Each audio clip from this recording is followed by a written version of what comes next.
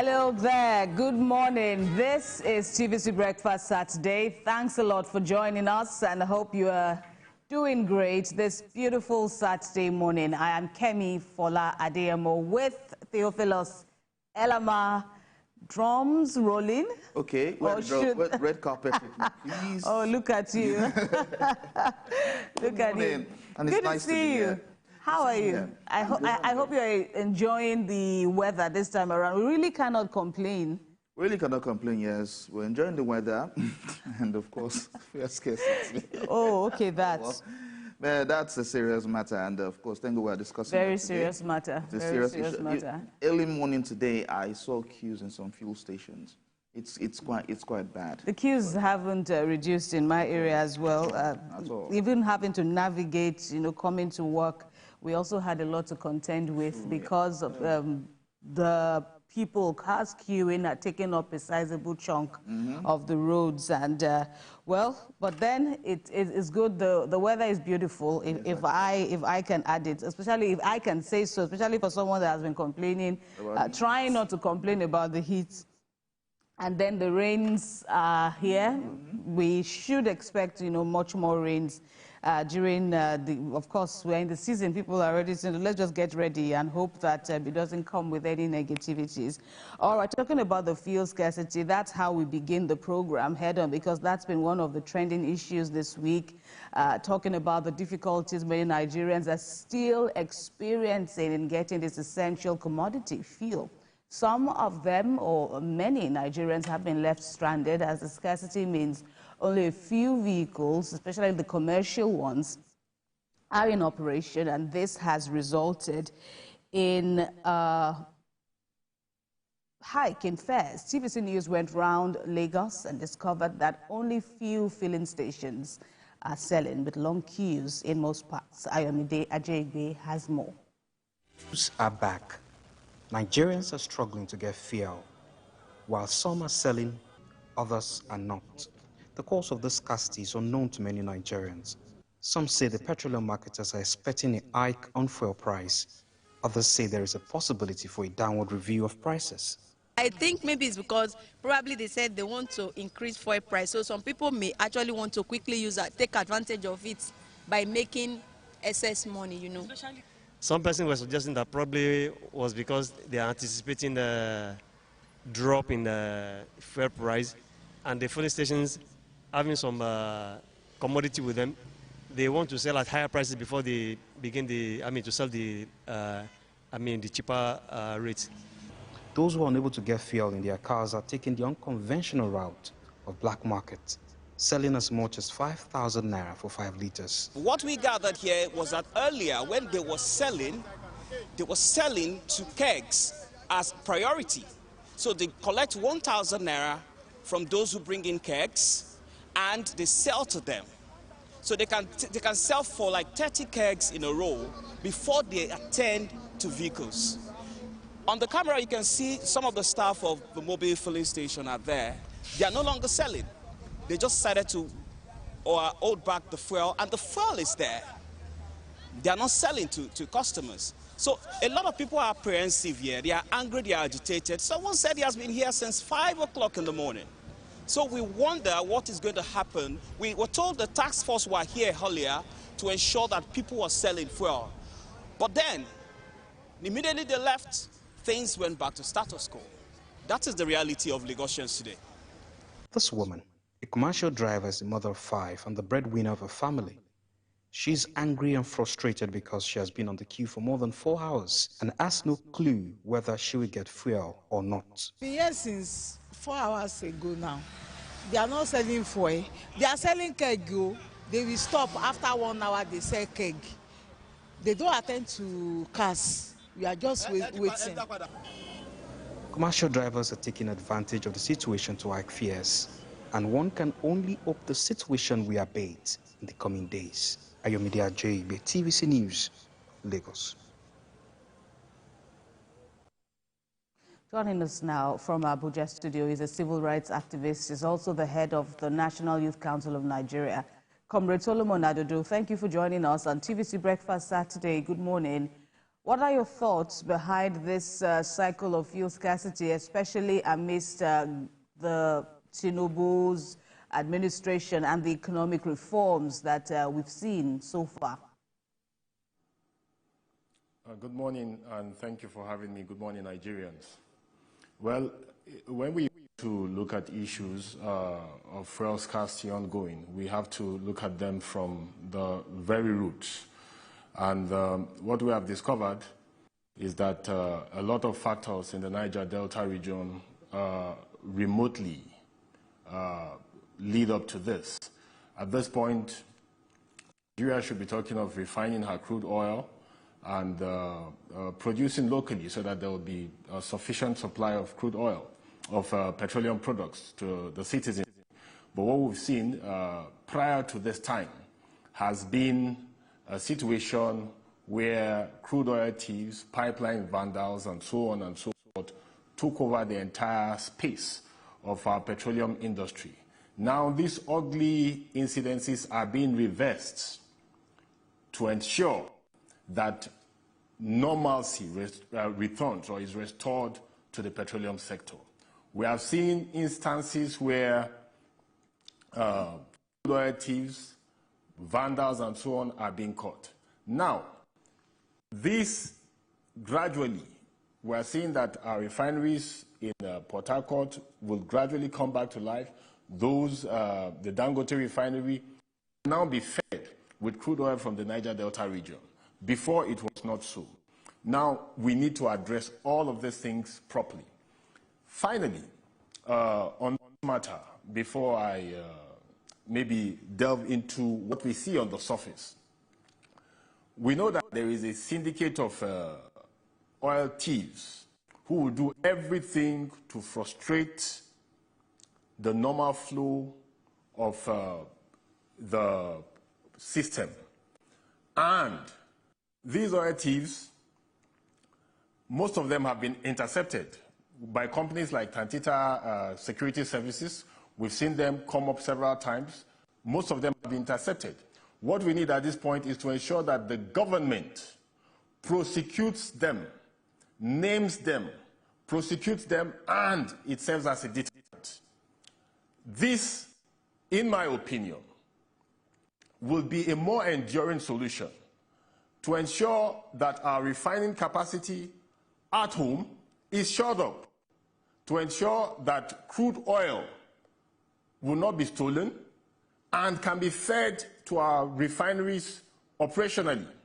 We know that there are those who are operating illegal refineries. In the Niger Delta region, they call it these people operating with the fire and so on and so forth.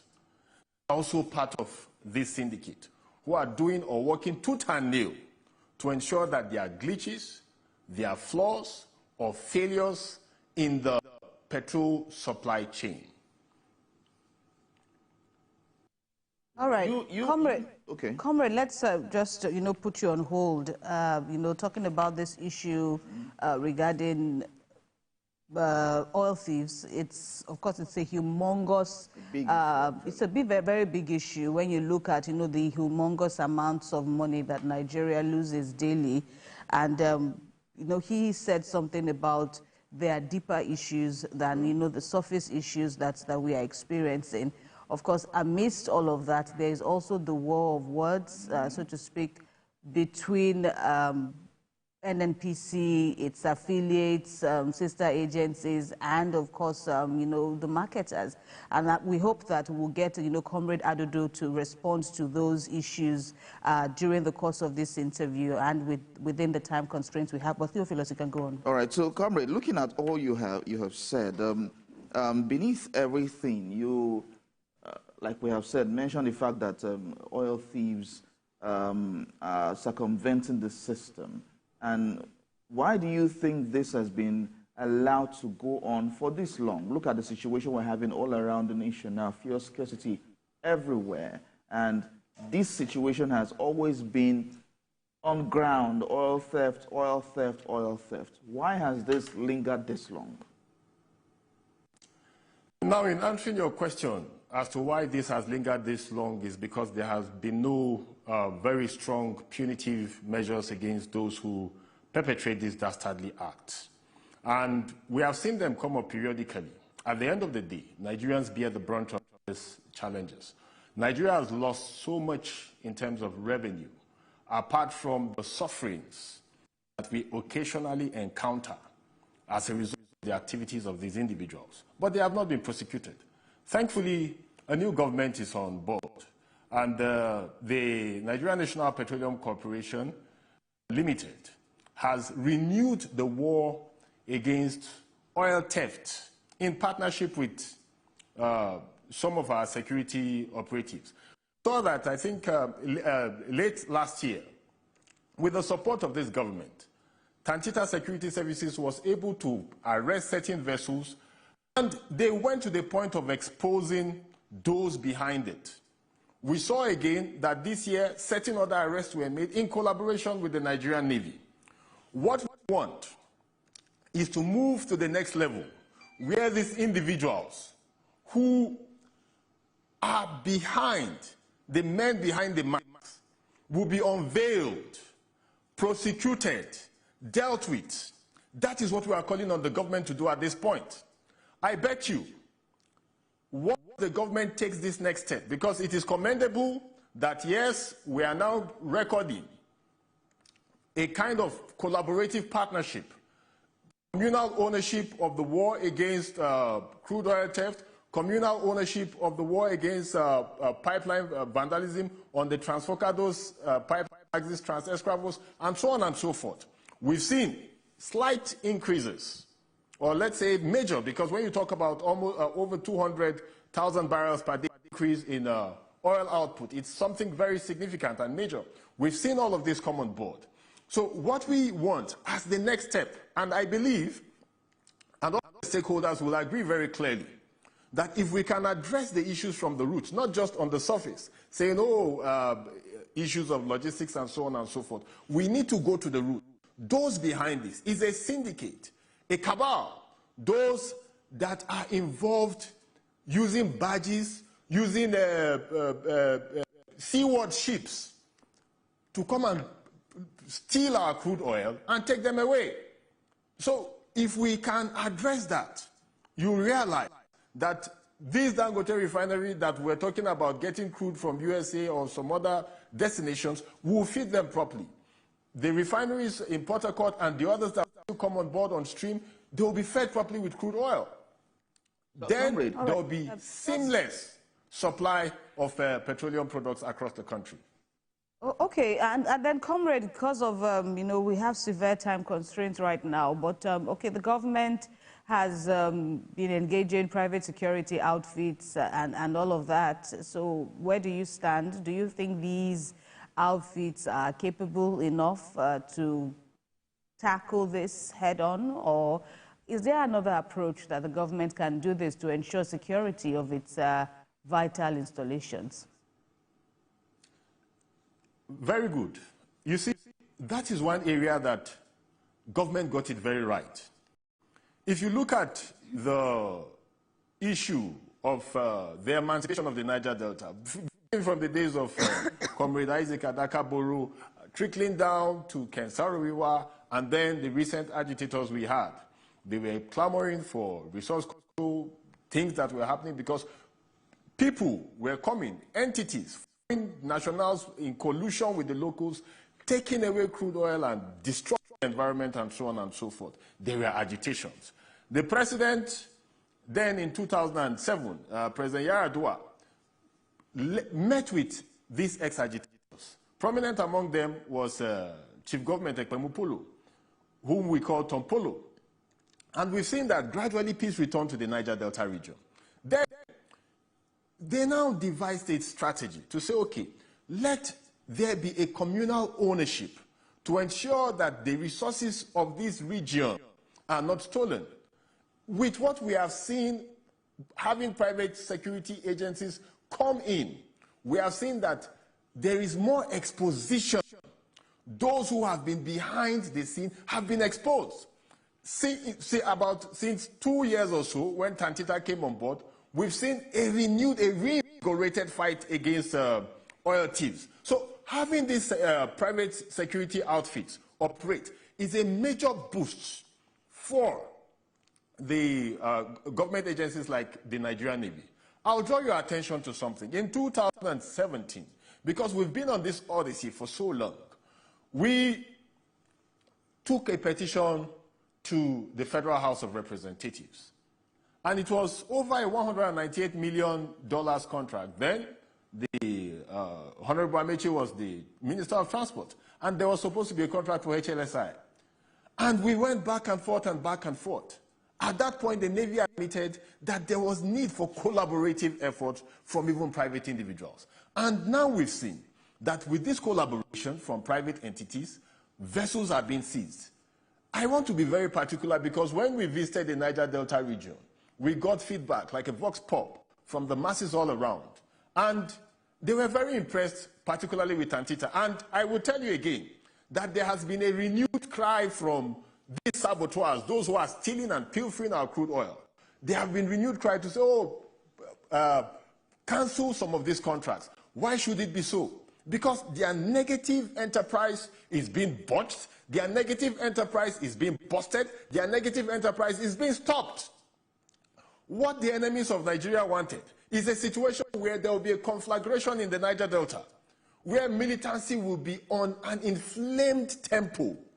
See what is happening in Zamfara State, where there is gold mining. See what is happening in some of the states, in Borno State and in Yobe. Do you think Boko Haram are just there to look at arid lands?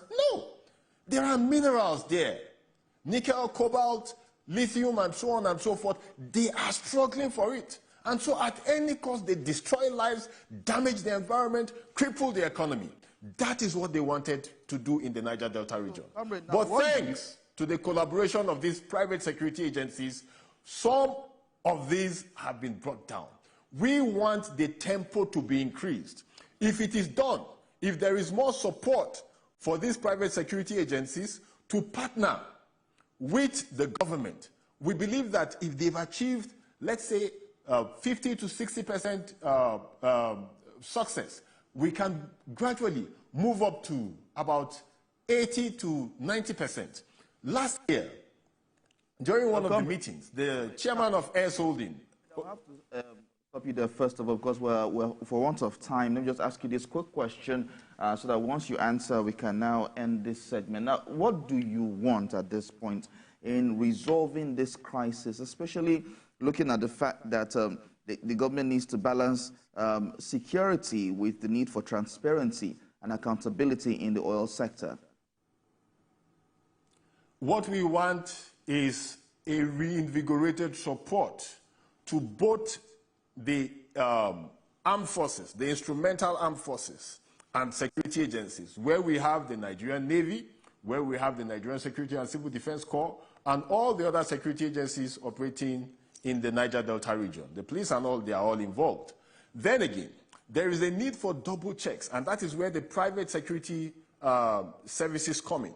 What we also want is that there should be no impediment, particularly those firms that have recorded successes, those ones who have been like the whistleblowers, who have come to name and shame, and to say these are the people, these are the men behind the masks. So the government, under President Bola Ahmed Tinubu, a government that does not hide criminals, that ensures that those who are found guilty, whether they belong to APC or any party, whether they are having any sort of affiliation, are dealt with. We want the president to ensure that he takes this on headlong. So there should be a two-pronged support, both for the private security agencies and then also for the government-established security agencies. And we want to also use this medium to draw the attention of Mr. President to the blackmail against Antita Security Services. Those who have ensured that negativity is reversed, those who have ensured that our crude oil output rises, should not fall victim to blackmailers who want to plunge our economy downward. Mr. President should put on his lens of scrutiny and should also wield the big stick against those behind the mask. Comrade Solomon Adodo, we thank you very much for your contributions on TVC Breakfast this Saturday edition. Many thanks indeed and regards. We go on a